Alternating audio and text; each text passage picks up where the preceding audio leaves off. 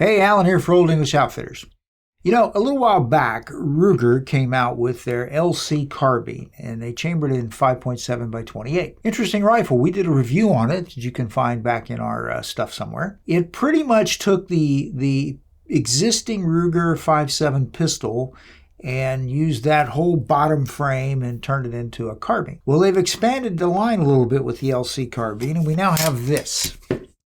Still an LC carbine, but the caliber is 45 ACP. Now, if you've never shot 45 ACP in a rifle-sized weapon, right, it's pretty comfortable. It doesn't have a ton of recoil. 45's recoil impulse is always more of a push than it is a shove anyway.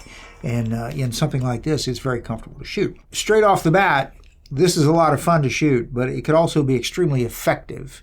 What mission would you use for this? Well, hey, if you got varmints around your place, you could use it for that purpose. If you need a defense weapon around your home and you want to shoot this caliber, but you want it in something other than a pistol, here you go. Pretty good little gun. Not that many 45 ACP carbines out there by big manufacturers. Not that many. So this is a pretty exciting little device. It uses Glock pattern magazines. That was a brilliant move on their part, I think, because Glock magazines are, of course, readily available, typically not real expensive. The standard 45 ACP magazine for the Model 21 Glock holds 13 rounds. So does this. It doesn't come with a Glock mag. It comes with an SGM magazine. They make these in the standard 13 round, which is what it comes with, one of these. And then you can also get higher capacity magazines made by the same company and, of course, Glock in 45 ACP. We got a little rubber recoil pad here. Recoil is not a big issue with this. The rubber helps it not slide around, right? The stock itself is adjustable for length of pull. Very easy, just by pushing the bottom piece here. It's got a little cheek piece right here. This doesn't come up. It just gives you a good cheek weld. And the stock, by pushing the button over here, will fold sideways, which makes it nice and short and easy to tuck away if you're taking it somewhere. This stock can also be reconfigured so that it will fold to the other side if you so desire. On top of the gun, we have a full-length Picatinny type rail. Comes with Ruger's standard fold-down sights. The rear is an aperture sight. The front's a post. Front's adjustable for elevation, goes up and down. The rear one's adjustable left, right for windage correction. Both of those sights fold down out of the way. The rear one is a single aperture sight. It's not like some of the others out there where you can flip it. This is just a single aperture. So it's not super large, it's not super small. It's kind of a compromise in size. Works pretty good. You can put anything you want up here. We shot this with the irons. We shot it with a Holosun sight up on top of it. No problems. Either way, we hit everything we shot at.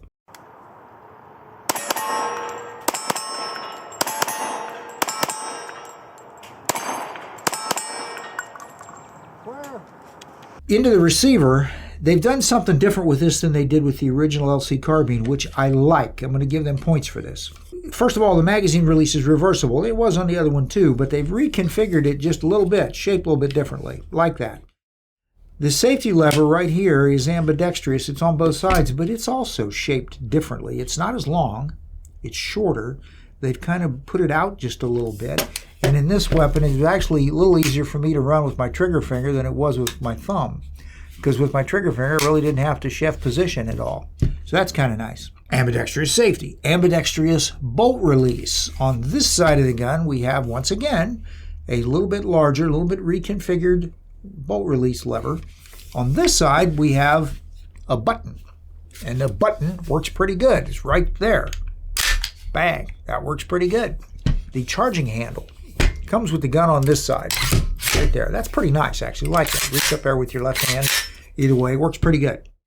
But if you want it on the other side, you can reconfigure it by just taking this. The instructions are in the manual. You take the cover off, put the charging handle on the other side if that's what you want. If I were a right-handed shooter, which I am, I would want it over here so I can run it with my support hand. If you're a left-handed shooter, you might want it on the other side. No problem. Easy to do. Underneath the front of the trigger guard, we have a short little section of Picatinny rail. What could you do with that? Well, you could put anything that's Picatinny adaptable on there. A short foregrip wouldn't be bad if you wanted to do that. If you had a foregrip that had a laser configuration built into it or a light, you could put that down there. That wouldn't work too bad either. If you don't want something there, from this point forward, we got MLOK compatible slots all over the place. So you could put lights, lasers, for whatever you want up here. The front is threaded. We shot it, suppressed and unsuppressed. Reliable completely, either way.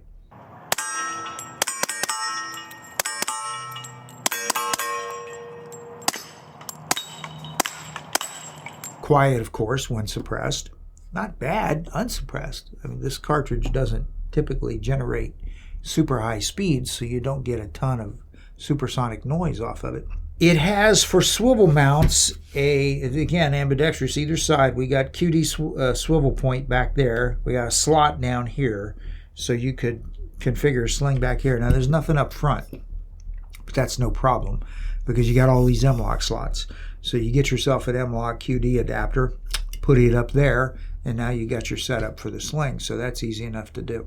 This rifle uses a two-piece bolt in a kind of a telescoping configuration. So what the heck does that mean? Well, if you remember, if you think back or you look it up, the old Uzi submachine gun that the Israelis developed, it was not the first, but it was one of the more famous ones to use a telescoping bolt, where the chamber is back here and the bolt actually goes over the back end of the barrel for a little short distance. That's a neat way to do this. Their engineers were really thinking when they did this. It helps keep the overall length of the thing short. This is a blowback gun. It's not gas operated. So you don't have a gas system. You have a heavy bolt to control the recoil and keep everything balanced so the physics work. By putting a large mass of that bolt ahead of where the actual chamber portion is, it balances the gun a little bit better than if you just had a massive bolt right behind everything. The shooting stroke the recoil stroke is very smooth on this. This should be a top seller for them. It really should. And my suspicion is, nobody's told me this, but my suspicion is, I mean, we chambered it in 5.7 the first time. Now we've got it in 45 ACP. It would seem to me like 9mm and maybe even 10mm would be very logical choices to go further with this platform. I hope they do that. But for right now, we got the 45 ACP LC Carbine. We like it. It's a good weapon. We're going to have them. As we always tell you, check with us for current price and availability because that's going to vary a little bit in this current crazy world that we live in. This is a pretty good little gun. Pistol caliber carbines are extremely popular. Not everybody wants a rifle round in a shoulder-fired weapon. Not everybody wants the recoil of a shotgun in a shoulder-fired weapon. Here you don't have either of those things in a very nice, compact, easy-to-operate platform. So, there you go. The Ruger LC Carbine in 45 ACP. We like it. We think you're going to like it.